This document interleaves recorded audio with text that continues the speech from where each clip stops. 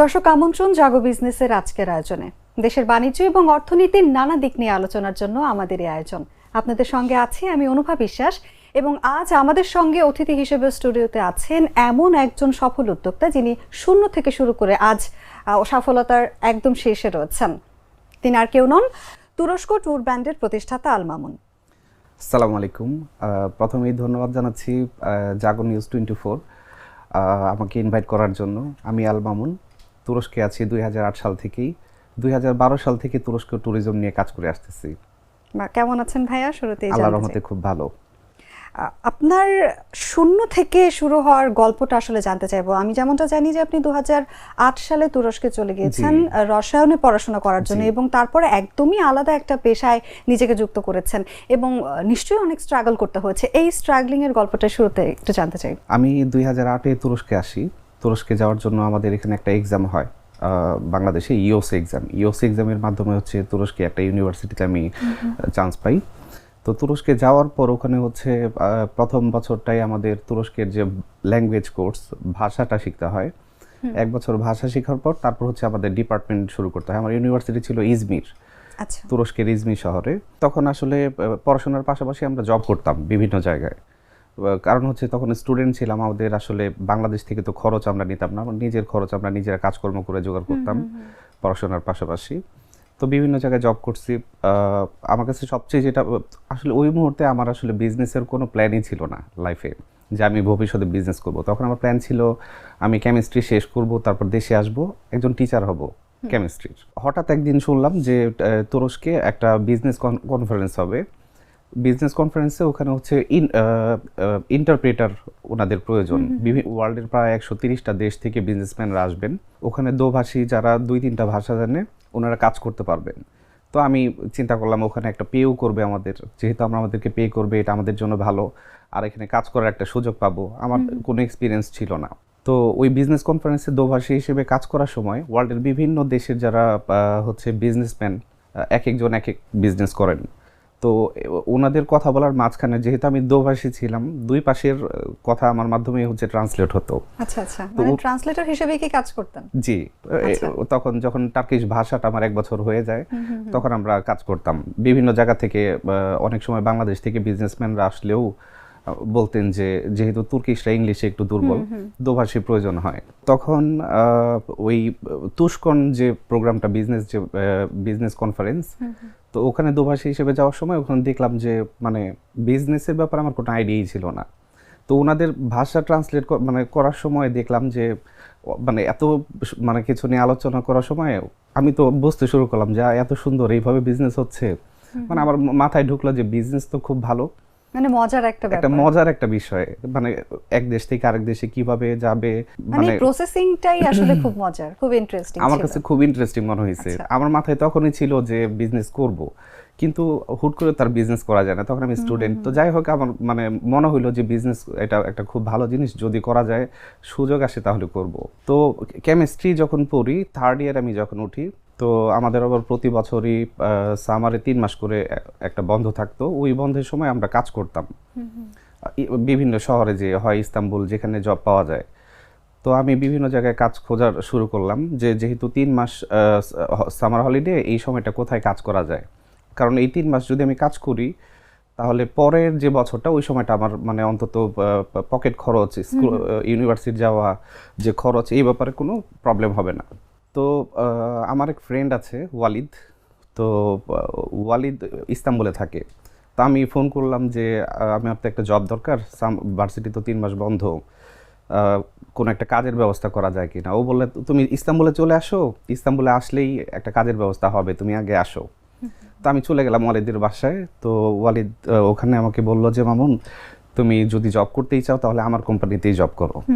তো আমার ফ্রেন্ড যে মানে একটা বড় একটা কোম্পানির মালিক, আমি তো জানতামই না। আমি জানি যে ও পড়াশোনা করতেছে, কিন্তু ও পড়াশোনার পাশাপাশি ওখানে কাজ করে একটা বড় একটা কোম্পানি অলরেডি এস্টাবলিশড হয়ে গেছে। তো আমাকে বললো কালকে তোমার জন্য একটা সারপ্রাইজ আছে, কালকে তোমাকে আমি এক জায়গায় নিয়ে যাব। আমি তখন ওয়ালিদের বাসায় ইস্তাম্বুলে। তো আমাকে নিয়ে গেল হচ্ছে সুলতান আহমেদ নামের একটা জায়গায় ইস্তাম্বুলের, যেখানে হচ্ছে টুরিস্টিক সব প্লেসগুলো, ব্লু মস্ক, হাগিয়া সোফিয়া যে এরিয়াতে। তো ওখানে যাওয়ার পর ওখানে আমাকে অনেকগুলো অ্যাপার্টমেন্টে নিয়ে গেলো, যেগুলো হচ্ছে 2 স্টার ক্যাটাগরি, হোটেলের মতন আর কি। মানে হোটেল না কিন্তু অ্যাপার্টমেন্ট যেখানে ট্যুরিস্টরা থাকে, আচ্ছা 2 স্টার ক্যাটাগরি।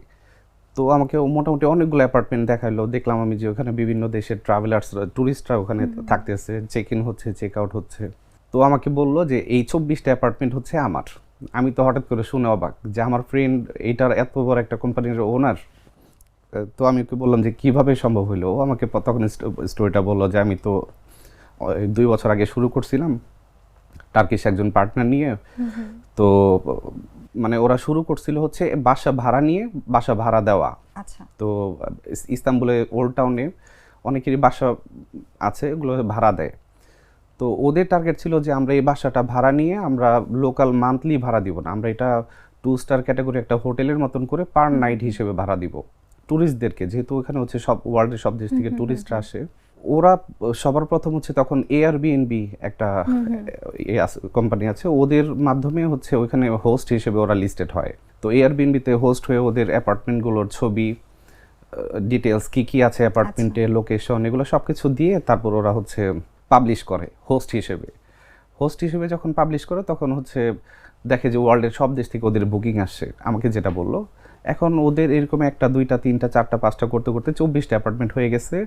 এই 24টা অ্যাপার্টমেন্টের কন্টিনিউয়াসলি হচ্ছে বাইরের ওয়ার্ল্ডের বিভিন্ন দেশ থেকে বুকিং আসে, ওখানে থাকেন। তো আমাকে বলতেছে মামুন তোমার তো জব হচ্ছে ওদের যে ওরা যে আসে এয়ারপোর্ট থেকে যখন আসে তাদের লাগেজগুলো তোমার রুমে দিয়ে আসতে হবে, এটাই তোমার কাজ, অন্য আর কোনো কাজ নেই। আমার কাছে মনে হচ্ছে এটা তো খুব ইজি একটা কাজ। আর আমরা আসলে যারা বিদেশে পড়াশোনা করছি তো কোনো কাজকে আমরা ছোট মনে করি না, কারণ ওখানে এটা খুবই সিম্পল। মানে বাংলাদেশে যেমন মানে একটা কাজ করলে মনে করি যে এই ছোট একটা কাজ করবে, আমরা অনেকে হয়তো এরকম মনে করি, কিন্তু টার্কিতে বা দেশের বাইরে যারা থাকেন তার কোনো কাজকে আসলে ছোট মনে করে না। তো আমার কাছে মনে হলো যে আমি এটা অবশ্যই করব, কেন করব না, লাগেজটা না, এটা খুবই ইজি একটা কাজ। তো আমাকে বললো তুমি তাহলে শুরু করো কাজ।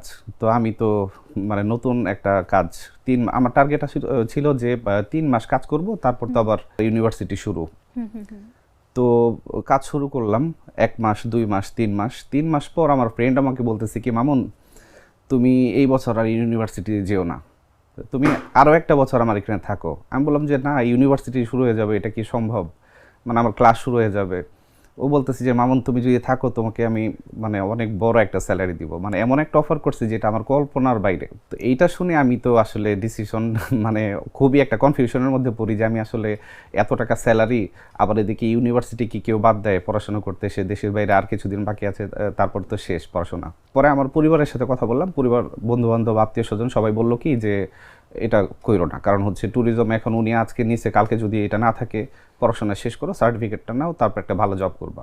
আমি চিন্তা করলাম আমি একা ডিসিশন নিয়ে যে না আমি একটা রিস্ক নিব, কারণ কি আমার সত্যি বলতে ওখানে যখন আমি কাজ করি আমি দেখলাম যে ওয়ার্ল্ডের সারা বিশ্ব থেকে ট্যুরিস্টরা আসে, আর যারা তুরস্কে ঘুরতে আসে ওরা সবাই মানে যারা তুরস্কে ঘুরতে আসে সবাই কিন্তু খুবই হাই কোয়ালিটির লোকজন, যারা আসেন এলিট ক্লাসের লোকজনরা আসেন বিভিন্ন দেশের।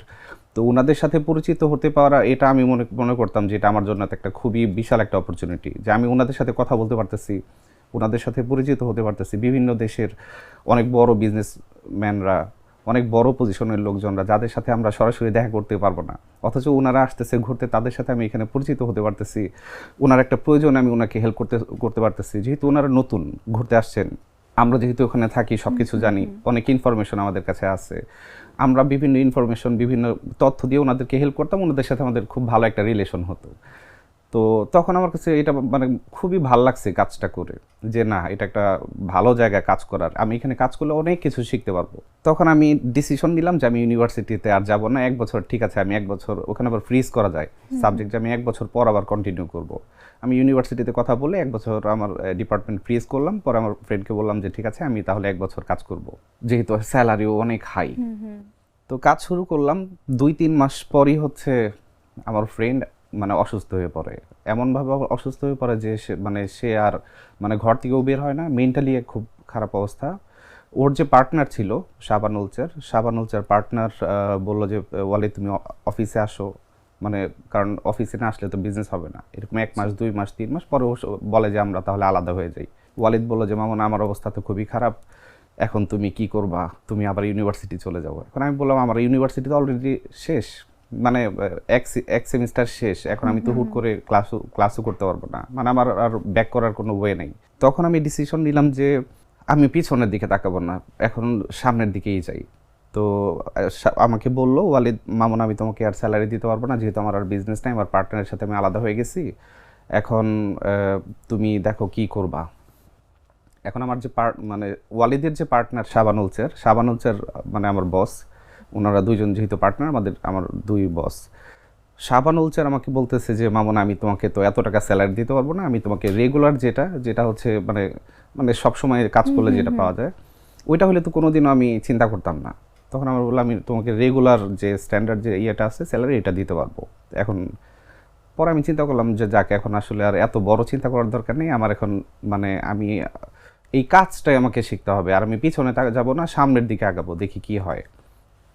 কাজ শুরু করলাম, কাজ শুরু করে তারপর 1 মাস 2 মাস 3 মাস 6 মাস গেল, 1 বছর গেল। তো কিন্তু এই 1 বছরের মধ্যে আমি অ্যাপার্টমেন্টের গেস্টদেরকে রিসিভ করার দায়িত্ব আমাকে আমার যে বস শাবানুল স্যার, ও আবার আমার মানে সার্ভিসটা, মানে আমি যে কাজ করতাম এটা দেখেও আবার খুব মানে হ্যাপি ছিল আমার উপর। কাজগুলো যে করতাম, ক্লায়েন্টকে রিসিভ করা, প্রথমে তো ছিল আমি হচ্ছে লাগেজগুলো নিয়ে আসা, তারপরও সে আমাকে বললো, যেহেতু তুমি ইংলিশ জানো, টার্কির ভাষাও জানো, আবার বাংলা ভাষাও জানো, বাংলাদেশ থেকে গেস্ট আসলে তুমি তাদের সাথে কমিউনিকেট করতে পারো, 3টা ভাষা জানো, তাহলে তুমি রিসিপশনের কাজ করো। তখন আমাকে রিসিপশনের দায়িত্বটা দেয়। রিসিপশনের দায়িত্ব দেওয়ার পর তখন আমি এই যে গেস্টরা যারা আসতো, ওনারা সবাই মানে ওনার হোয়াটসঅ্যাপ আমার কাছে, আমার হোয়াটসঅ্যাপ ওনার কাছে দেওয়া হইতো, যে কোনো সময় কোনো কিছু প্রয়োজন হলে বা যে কোনো তথ্য, কোনো ট্যুরের ব্যাপারে আমাকে নক করতো। তো ওনাদের যত রকমের প্রশ্ন ছিল এগুলো সব উত্তর আমি দিতাম, ওনাদের অনেক হেল্প হইতো। এরকম যেহেতু অ্যাপার্টমেন্ট 24টা, ওয়ার্ল্ডের বিভিন্ন দেশ থেকে আসতেছে যাচ্ছে, কেউ 1 রাত কেউ 2 রাত, প্রতিদিন আসতেছে প্রতিদিন যাচ্ছে। এরকম 1 বছরে মোটামুটি একটা বিশাল একটা নেটওয়ার্ক হয়ে গেল আমার। মানে এই যে মানে শত শত ক্লায়েন্টরা বিভিন্ন দেশ থেকে আসতেছে, কেউ ইউরোপ থেকে, কেউ এশিয়া থেকে, কেউ আফ্রিকা থেকে। তো ওনারা হচ্ছে তার 5-6 মাস পর থেকে আমাকে আবার নক করা শুরু করলো, মেসেজ দিল, মামুন আমি আসছিলাম 6 মাস আগে, কেউ বললো আমি 1 বছর আগে আসছিলাম, তোমার কি মনে আছে, আমার তো এক ফ্রেন্ড আসতেছে টার্কিতে, তুমি তাকে একটু হেল্প করো, তাকে অ্যাকোমোডেশনের ব্যবস্থা করে দাও, তোমাদের যে অ্যাপার্টমেন্ট আছে এখানে থাকার ব্যবস্থা করে দাও, যদি পসিবল হয় একটা ট্যুরের ব্যবস্থা করে দাও, অথবা ট্রান্সপোর্ট ব্যবস্থা করে দাও। এইরকমভাবে আস্তে আস্তে আমাকে অনেক দেশ থেকে ক্লায়েন্টরা নক করা শুরু করলো। আমি আবার মানে তখন আসলে কোনো টাকা পয়সা খরচ করতাম না, মানে আমার টার্গেট ছিল যে আমি বিজনেস যেহেতু কাজ করতেছি, একদিন আমি বিজনেস করব, টাকা সেভ করতে হবে। আর আমাকে যেহেতু বাসা থেকে বা কোনো জায়গা থেকে টাকা কেউ ইনভেস্ট দিবে না, আমাকে ইনভেস্টটা নিজেরই জোগাড় করতে হবে। ইনভেস্টটা জোগাড় করার জন্য আমি 1 পয়সাও খরচ করতাম না, যা ইনকাম করতাম আমার আবার ওখানে থাকা খাওয়া ফ্রি ছিল, মানে টোটালটাই আমি সেভ করতাম। এরকম 2 বছর টাকা সেভ করছি, কাজ করছি। আবার টিপসও, সত্যি বলতে আমরা যখন লাগেজগুলো যখন ইয়ে করতাম, ওরা আমাদেরকে টিপসও দিত, মানে খুব ভালো লাগতো তখন। মানে ওই সময় এটা আমার জন্য বড় একটা কাজ করলে একটা টিপস দিলে যে কেমন লাগে, এটা আমি এখন নিজেও দিই, যে যখন আমি ট্রলি বয় ছিলাম আমাকে টিপস দিলে আমার ভালো লাগতো, এখন আমার লাগেজটা কেউ যদি ধরে আমি তাকে টিপস দিই, ওই কথা মনে করি যে ওইটা তো খুব ভালো লাগে। তখন হচ্ছে মানে মোটামুটি ওয়ার্ল্ডের সব জায়গায় তো নেটওয়ার্ক হয়ে যায়, আবার টাকা পয়সা ইনভেস্ট মোটামুটি আমি জমাই, 2 বছরে মোটামুটি অনেক টাকা পয়সা জমাই। তো আমার পার্টনারকে বললাম কি, আমি 24টা অ্যাপার্টমেন্ট আমি নিজেই সবসময় মেনটেন করতাম, রিসিভ করতাম, তখন আমার সব দায়িত্ব আমার উপর দিয়ে দিচ্ছে। মানে আমার পার্টনার আমাকে এমনভাবে ট্রাস্ট করা শুরু করলো যে মামুন তো সব কাজই একা করতে পারে, মেনটেনের কাজ, ক্লায়েন্টের রেসপন্সের কাজ। আমাদের অ্যাপার্টমেন্টগুলো বুকিং লিস্টেড ছিল হচ্ছে Airbnb, booking.com, Tripadvisor, Flipkey, HouseTrip, Roomorama, 6টা জায়গায়। এই 6টা জায়গাতে অনলাইন থেকে বুকিং হইতো, ওখানে কোয়েরি আসতো, আমি রেসপন্স করতাম, লগ ইন পাসওয়ার্ড আমার বস আমাকে দিয়ে দিছিল, দেখলো যে যেহেতু পারে মামুন ওকে দিয়ে করাই। এখন ক্লায়েন্টের গেস্টের কাজও আমি করি, মানে রিসিভ করার কাজও আমি করি, ক্লায়েন্টের সাথে কথা বলাও আমি করি, মেনটেনেন্সের কাজ সবই আমি করি। মানে ও দেখলো যে, আর আমার ভালো লাগতো। তখন আমি কাজ করতাম 17 ঘন্টা, মানে ঘুম হইতো খুবই কম রাতে, মানে রাত 3টার সময় গেস্ট নামবে আমি রিসিভ করতাম, ভোর 5টার সময় ক্লায়েন্ট আসবে আমি রিসিভ করতাম, দুপুরবেলা আমি রিসিভ করতাম, মানে সারাদিন কাজ। আবার মানে তখন আমার ভালো লাগতো আসলে, কেমন জানি একটা এনার্জি চলে আসছিল আল্লাহর রহমতে, কাজ করতে পারতাম তখন আসলেই খুব।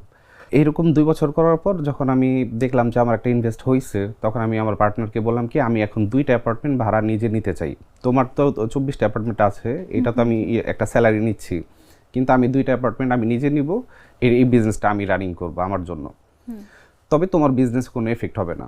এখন ও আবার আমাকে এত পছন্দ করতো, পরে আমার বললো যে মামুন এক কাজ করো, তোমাকে তো আমি খুব ভালো করে চিনি, তুমি আলাদা বিজনেস আর ওপেন করো না, আমার যে 24টা অ্যাপার্টমেন্ট আছে এই 24টা অ্যাপার্টমেন্টেরই তুমি 2টা অ্যাপার্টমেন্টের যেহেতু তোমার ইনভেস্ট আছে, 2টা অ্যাপার্টমেন্টের শেয়ার আমি তোমাকে দিই, আর বাকি যে সবগুলোর জন্য কাজ করবে এর জন্য স্যালারি আগের মতনই চলবে, কিন্তু 2টা অ্যাপার্টমেন্টের পার্টনার হয়ে যাবে তুমি। তো তখন আমি এটা তো আমি আসলে কোনোদিন কল্পনা করিনি যে আমার বস আমাকে বলবে তুমি আমার পার্টনার হও। তো তখন মানে এটা আমার জন্য খুব ভালো একটা খবর ছিল। তো শুরু করলাম আলহামদুলিল্লাহ 2টা অ্যাপার্টমেন্টের পার্টনার, তারপর আস্তে আস্তে 4টা হইলো, পরে 6টা হইলো, 6টা পর্যন্ত পার্টনার। পরে সাবান আমাকে বলতো যে মামুন তুমি যদি আরও ইনভেস্ট নিয়ে আসতে চাও আমার বিজনেসের মানে 50% শেয়ার আমি তোমার দিতে পারি যদি তুমি ইনভেস্ট নিয়ে আসতে পারো, কারণ তোমার উপর আমার ওই রকম একটা আস্থা আছে। আচ্ছা। এটা তৈরি হইতে অনেক সময় লাগছে, যদিও মানে সে অনেক সময় বিজনেসে সব কিছু রেখে ফ্যামিলি সহ ঘুরতে চলে যেত, পুরা দায়িত্ব আমার উপর থাকতো, আসার পর দেখতো সব কিছু সুন্দর চলতেছে, মানে ওই ট্রাস্টটা আসলে অর্জন করতে হয়েছে আগে। তো তখন এই 2 বছরের মাঝখানে আমি আবার একটা জিনিস লক্ষ্য করলাম যে ট্রাভেলার্সরা যারা আসতেছেন বিভিন্ন দেশ থেকে, আমরা তো কাজ করি শুধুমাত্র অ্যাকোমোডেশনটা, মানে শুধুমাত্র অ্যাপার্টমেন্ট বুকিংটাই। এখন দেখি ট্রাভেলার্সরা, যেহেতু আমি ক্লায়েন্টদের সাথে ডিল করতাম, আমি বুঝতাম ওনাদের আসলে রিকোয়ারমেন্টগুলো কী। হোটেল বুকিংয়ের সময় তারা বলতো যে আমাদের তো এয়ারপোর্ট থেকে পিক অ্যান্ড ড্রপ লাগবে, আবার বলতো আমরা তো রাতে বসফরাস ক্রুজ করতে চাই, আবার বলতো আমরা কাপাডোকিয়াতে হট এয়ার বালন রাইড করতে চাই। তো পরে আমি ভাবলাম যে ট্যুর কোম্পানি তো আছেই আমাদের পাশেই, আমরা ওদের সাথে কন্ট্যাক্ট করি, ট্রান্সপোর্ট কোম্পানি আমাদের পাশেই, ওদের সাথে কন্ট্যাক্ট করি। অনেক গেস্ট আছে 2 স্টার অ্যাপার্টমেন্টে থাকবে না, 5 স্টার হোটেলে থাকবেন। 5 স্টার হোটেলের ক্লায়েন্ট তো 2 স্টার হোটেলে থাকবে না, 4 স্টার হোটেল আছে পাশেই।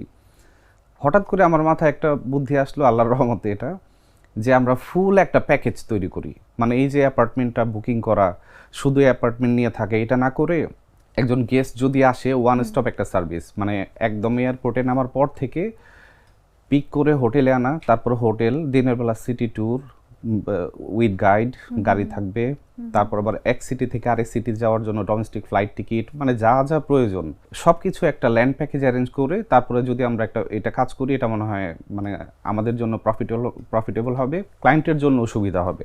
আমার পার্টনারকে বললাম, ও আবার মানে এটা বুঝতেছে না, বলে এটা কিভাবে সম্ভব যে এত কিছু।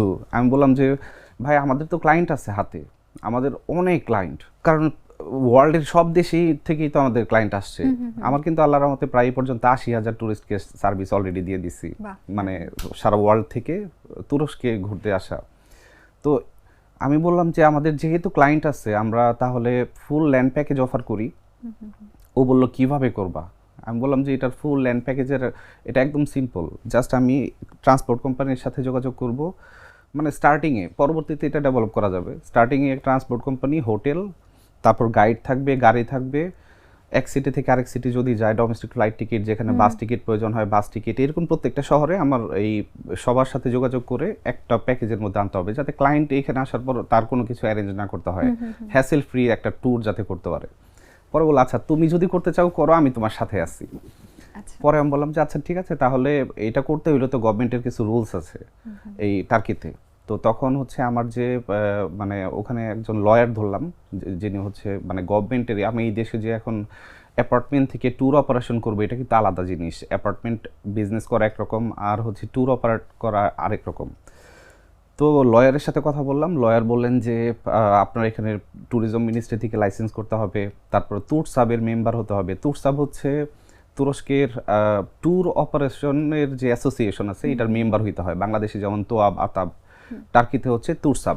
তো তখন 25 লাখ টাকার মতন লাগবে বললো ওই লাইসেন্স করতে, সব কিছু ওদের মেম্বার হইতে। তো আমার পার্টনারকে বললাম তাহলে আমি অ্যাপার্টমেন্টের বিজনেস আর করবো না, অ্যাপার্টমেন্ট ফুল তোমার থাক, আমি ট্যুর অপারেশন করব, আমি একা করব, তুমি যদি চাও তুমি আমার সাথে থাকতে পারো। এখন ও বললো মামুন এরকম একটা জিনিস, মানে অ্যাপার্টমেন্টগুলো তুমি আলাদা হইলে, আমি বললাম তুমি আমার জায়গায় অন্য একজনকে দাও, এটা তো সিম্পল কাজ সবাই করতে পারবে। তো কিন্তু ট্যুর অপারেশনের কাজ এটা আমি করবই, মানে আমি স্টার্ট করব, কত দূর যাবো আমি জানি না। তো পার্টনারকে বললাম, পার্টনার বলতেছে ঠিক আছে যাও, আমি তোমার সাথে আছি, কিন্তু কাজ কিন্তু সব তোমারই করতে হবে, আমি শুধু গভর্নমেন্টের রুলস অনুযায়ী যা যা পেপার দরকার এগুলো করি, তুমি কিভাবে ক্লায়েন্ট ধরবা, কিভাবে সার্ভিস দেবে এটা তুমি দেখো। তো শুরু করলাম, তুরসাবের মেম্বার হইলাম আমরা। তুরসাবের মেম্বার হওয়ার পর তারপর হচ্ছে আমরা মানে কাজ শুরু করলাম। আমি অফিসে বসে বিভিন্ন দেশে ট্রাভেল এজেন্ট যারা আছে এজেন্টদেরকে মেইল পাঠাইতাম। একটা নির্দিষ্ট একটা মেইল ছিল, আমরা যে তুরস্কের ট্যুর অপারেটর, আমাদের কাছে airport transfer, hotel, city tour, guide, land প্যাকেজের আছে, আমরা B2B প্রাইস দিই, মানে এরকম একটা কমন একটা মেসেজ লিখে আমি বিভিন্ন দেশে ট্রাভেল এজেন্টদেরকে মেইল করতাম ঘরে বসে বসে। তো আমাদের রেগুলার যে ক্লায়েন্ট আছে ওনারা তো আসেই, ওনাদের তো শুধু অ্যাকোমোডেশন দিই, কিন্তু ল্যান্ড প্যাকেজের জন্য আমার তো ওয়ার্ল্ডের বিভিন্ন দেশে আমার যোগাযোগ করতেই হবে। তো আমি যোগাযোগ শুরু করলাম। এখন একদিন ট্রাভেল এজেন্টস ফ্রম বাংলাদেশ, একদিন ট্রাভেল এজেন্টস ফ্রম পাকিস্তান, একদিন ইন্ডিয়া, একদিন মালয়েশিয়া, একদিন সিঙ্গাপুর, বিভিন্ন দেশে পাঠানো শুরু করলাম। কয়েকদিনের মধ্যে দেখি রেসপন্সও আসা শুরু করছে।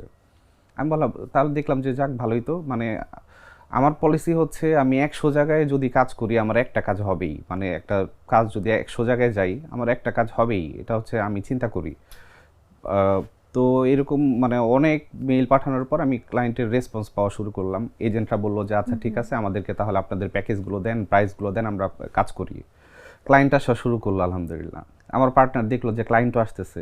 একদিন আমি সুলতান আহমেদে বসে আছি, আমার এক ক্লায়েন্ট আসবে ইউরোপ থেকে। ইউরোপ থেকে আসার পথে আমি দেখলাম যে 2 জন বাংলাদেশি 2015 সালে 2 জন বাংলাদেশি হচ্ছে কথা বলতেছে, দেখ দেখ বাংলাদেশি, আমাকে দেখে বলতেছে। তো আমি বললাম যে, আমাকে এসে বলতেছে কি যে আর ইউ ফ্রম বাংলাদেশ, আমাকে জি। পরে বলে যে ভাই আমরা তো বাংলাদেশ থেকে 150 জন আসছি তুরস্কে ঘুরতে। এটা শুনে তো আমি অবাক, 150 জন তুরস্কে ঘুরতে আসছে, এই ক্লায়েন্ট মানে কিভাবে, মানে আমার মাথায় তো ঘুরতেছে বিজনেস, যে 150 জন ঘুরতে আসলো, আমি কি করতে পারি। তো আমি বললাম যে ভাই আপনার এইভাবে কোনো কোম্পানি থেকে আসছেন? পরে বললাম হ্যাঁ আমরাও একটা কোম্পানি থেকে আসছি, আমাদের অফিস থেকে ঢাকায় একটা এজেন্ট আছে, ওই এজেন্টের কাছে আমরা সবসময় যাই, কোনো দেশে ঘুরতে গেলে ওনারাই সব অ্যারেঞ্জ করে দেয়। ওই এজেন্টের আবার তুরস্কে ভেন্ডর আছে যাদের মাধ্যমে হচ্ছে এই যারা অপারেট করে, আমরা তো আসলে অপারেটর। তো এখন টার্কিতে এক অপারেটর আছে যাদের সাথে ওদের এগ্রিমেন্ট করা আছে, ওই কাজগুলো ওরাই অ্যারেঞ্জ করছে, আমরা জাস্ট আসছি। পরে তো এই ঘটনাটা আমি আমার পার্টনারকে রাতেই যে বললাম যে আজকে তো দেখলাম। তখন আবার বাংলাদেশে সুলতান সুলাইমানটা মানে খুব ফেমাস, সুলতান সুলাইমান হুররাম। তো এইটা দেখে হচ্ছে অনেক মানুষজন ওই তোপকাপি প্যালেস দেখতে আসা শুরু করে, তুরস্কে দেখতে আসা শুরু করে 2016-র দিকে। তখন মোটামুটি যারা ইউকে, USA অথবা সেনজেন এই দেশগুলোতে আসা যাওয়ার পথে ইস্তাম্বুলের ট্রানজিট হয়। তো এই ট্রানজিটে হচ্ছে অনেকে দেখে যায় যে আমরা তাহলে এই চান্সে আমরা তুরস্কটা দেখে যাই, যেহেতু আমার ওই রাস্তাতেই পড়তেছে ইস্তাম্বুল।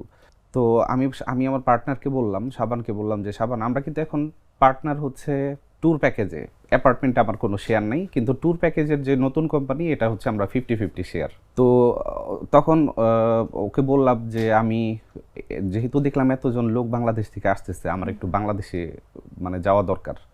কারণ এই যে যারা বাংলাদেশে ট্রাভেল এজেন্টরা আছে, এই ট্রাভেল এজেন্টরা কিন্তু তুরস্কে যারা অপারেটর আছে অন্য একটা কোম্পানির মাধ্যমে হচ্ছে কাজগুলো করতেছে, যেই সার্ভিস আমরা দিচ্ছি। তো আমরা তো এখানে ঘরে বসে থাকলে হবে না, আমাদের তো প্রচার করা লাগবে, আমরা যে সার্ভিসগুলো দেই এটা আমাকে মানুষকে জানাতে হবে। শাবানকে বললাম আমি 1 মাসের জন্য বাংলাদেশে যাব, মানে 2015 সালের ডিসেম্বরে সেই যে 1 মাসের জন্য আসলাম বাংলাদেশে, আজ এখন পর্যন্ত আর একবারে যাইনি তুরস্কে, এখন পর্যন্ত দেশেই আছি।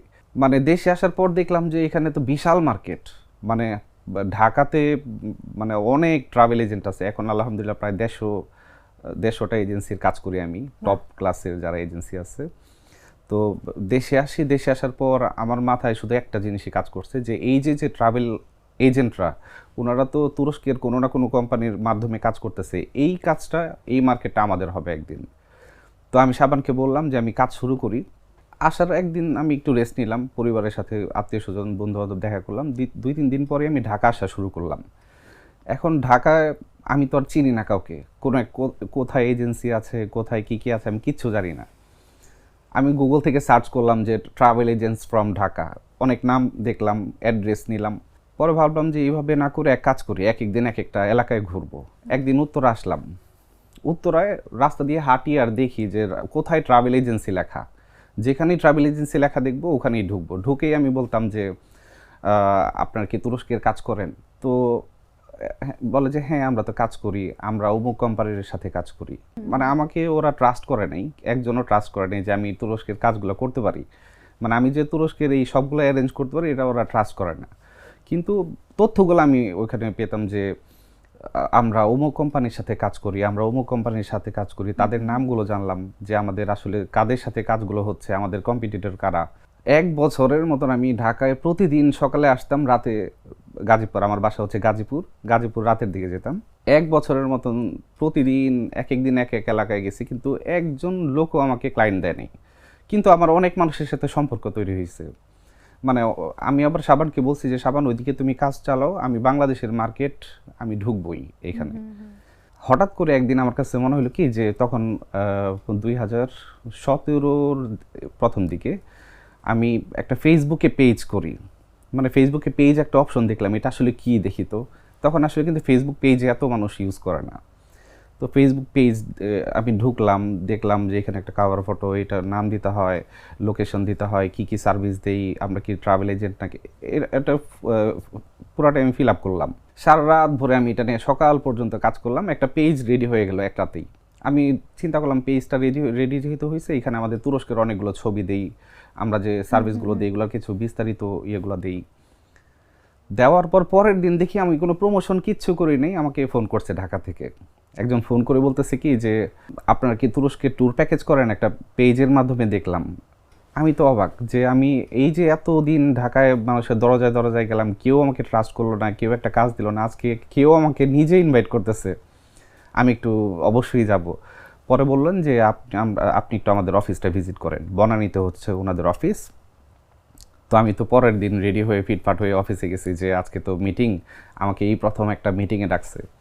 তো মিটিংয়ে গেলাম, যাওয়ার পর যে দেখি যে এটা হচ্ছে আমি এই পর্যন্ত যত অফিসে গেছি সবচেয়ে ভালো কোয়ালিটির অফিস, মানে ওদের স্টাফরা সবাই খুবই স্মার্ট।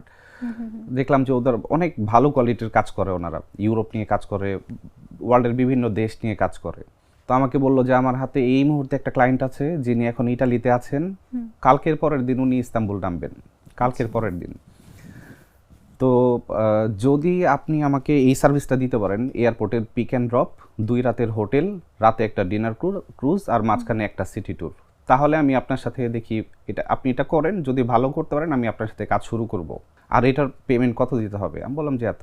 পরে আমি বললাম যে আচ্ছা ঠিক আছে, আপনার এই ক্লায়েন্টটা, এটা যেহেতু আপনি আমাকে প্রথম একটা ক্লায়েন্ট দিলেন, আপনার এটা পেমেন্ট করতে হবে না। আপনার গেস্ট যদি তুরস্কের থেকে ঘুরে এসে সার্ভিস যদি বলে যে ভালো, উনি তো আমাকে চিনবে না, আপনাকে চিনবে। আপনাকে যদি বলে যে এই সার্ভিস ভালো, তাহলে আপনি আমাকে পে করবেন, আর যদি এই সার্ভিস খারাপ হয় তাহলে আপনার পে করার দরকার নেই। আমি এটা আমাকে ফুল ডিটেলসটা দেন, ফ্লাইট ডিটেলস আর পাসপোর্টটা দেন। আমাকে দিল। তার কয়েকদিন পরে উনি আমাকে ফোন করছেন, ফোন করে বলতেছে আরে মামুন তুমি তাড়াতাড়ি অফিসে আসো, আমার গেস্ট তো খুবই খুশি, মানে তুরস্কে যে সার্ভিসটা পেয়েছে তারা আমাদেরকে বলতেছে যে মানে সার্ভিস খুব ভালো, তাড়াতাড়ি আসেন, আমরা হচ্ছে আপনার সাথে মিটিং করব। তারপর অফিসে আসলাম, অফিসে আসার পর তো আমাকে মানে মিষ্টি টিষ্টি খাওয়ানো, তারপর হচ্ছে ওদের যে মার্কেটিং টিম, অ্যাকাউন্টস টিম, ওদের ফুল টিমকে ডাকছে, বলছে যে আমাদের আগের যে সাপ্লায়ার ছিল তুরস্কের উনি বাদ, এখন থেকে মামুনের সাথে আমরা কাজ শুরু করব। মামুনের আপনারা মামুনের কাছ থেকে ওদের যত প্যাকেজ আছে ফুল ডিটেলস নেন, কস্টিং নেন, কাস্টমাইজ মানে যা যা দরকার আপনারা বুঝে নেন। তো তখন আমার কার্ড ওনাদের সবার সাথে পরিচিত হলাম, কাজ শুরু করলাম। প্রথম একটা এজেন্ট দিয়ে, এটা বাংলাদেশে আমার প্রথম ক্লায়েন্ট। তারপর হচ্ছে তখন আমি মানে 1 বছর পর এটা ঘটনা। তো তারপর হচ্ছে আমি হঠাৎ করে শুনলাম ঢাকায় একটা ট্রাভেল ফেয়ার হবে। এই ট্রাভেল ফেয়ারটা হবে হচ্ছে চীন মৈত্রী সম্মেলনে। তো যেহেতু আমি মানে হয়তো কাজ পাই না, একটা এজেন্সির সাথে মাত্র কাজ করতে পারি, কিন্তু আমি তো মার্কেটে আছি, ফিল্ডে আছি, তথ্য পাই। শুনলাম যে একটা ট্রাভেল ফেয়ার হবে, আমাকে একজন বলল যে আপনি এখানে অংশগ্রহণ করেন।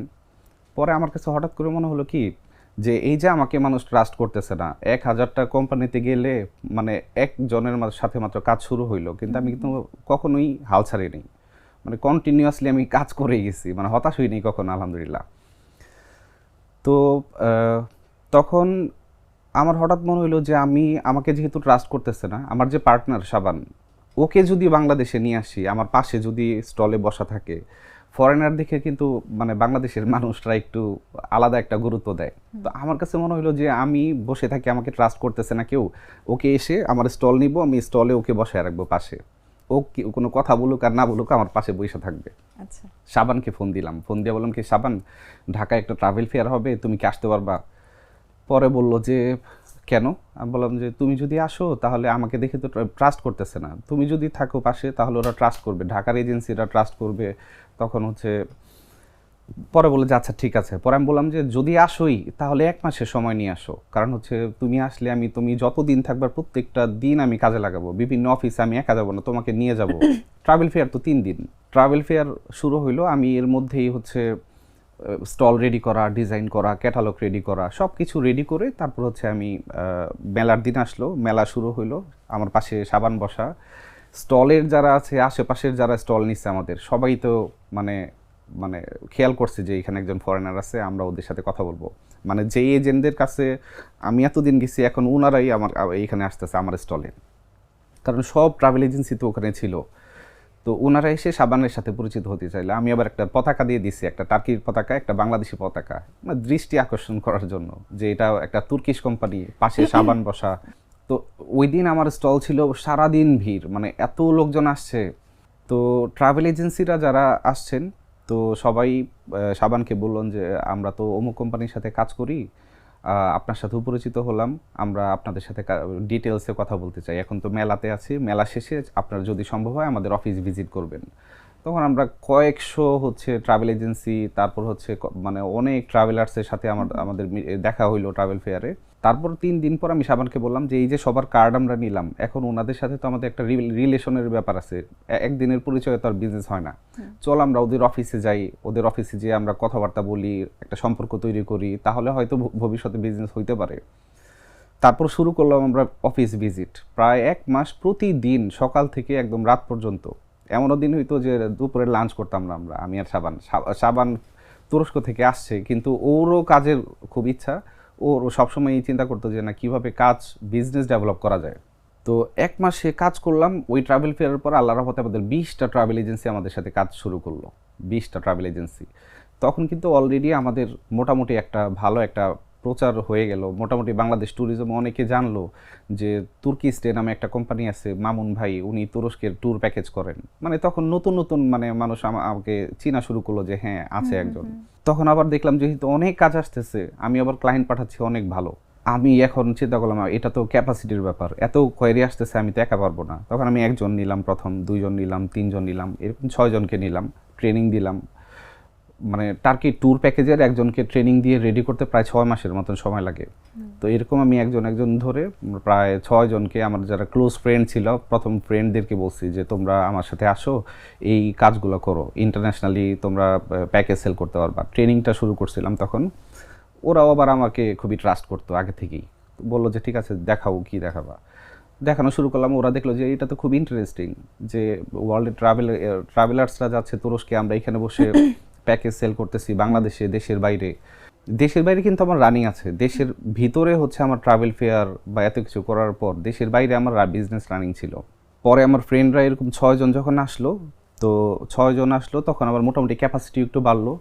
হঠাৎ করে সাবান আমাকে বলতেছে, মামুন তুরস্কে তো সাবানের তো প্রায় 4টা অ্যাপার্টমেন্ট হোটেল, মানে 4টা বিল্ডিং আছে সুলতান আহমেদে, আর ওর একটা ফ্রেন্ড আছে নাম হচ্ছে হিকমত, ওর আবার 5টা বিল্ডিং মানে অ্যাপার্টমেন্টের, ওরা ইস্তাম্বুলের পুরান লোক। এখন বলতেছে যে মামুন আমরা কাপাডোকিয়াতে একটা হোটেল করব। তো হিকমত আর আমি সিদ্ধান্ত নিছি যে কাপাডোকিয়াতে যে নতুন হোটেল হবে এখানে তোমাকে আমরা শেয়ারে রাখবো। মানে সাবান ওরা আমাকে ট্রাস্ট, মানে কী জন্য আগ্রহী ছিল, কারণ আমি মানে মোটামুটি কাজের দিকে ওরা আমাকে খুব পছন্দ করতো, আর হাতে অনেক ক্লায়েন্ট ছিল। তো চিন্তা করলো যে মামুন যদি সাথে থাকে তাহলে হোটেল চালানো আমাদের একসাথে ভালোই হবে, খারাপ হবে না। আমাকে বললো যে চলো আমরা প্রপার্টি কিনি আগে একসাথে। তো আমাকে যখন বললো যে হোটেলেও, মানে এত বড় স্বপ্ন তো আমি কখনো দেখি নাই যে আমি হোটেল করব। সাবান আমাকে বললো প্রপার্টি কিনবো, চলো আমরা একসাথে একটা ইয়ে করি। তো এটা আমার জন্য একটা অনেক বড় একটা খবর ছিল, যে খুব গ্রেট একটা জিনিস যে আমি হোটেল করতে পারবো ওদের সাথে, সাবানদের সাথে।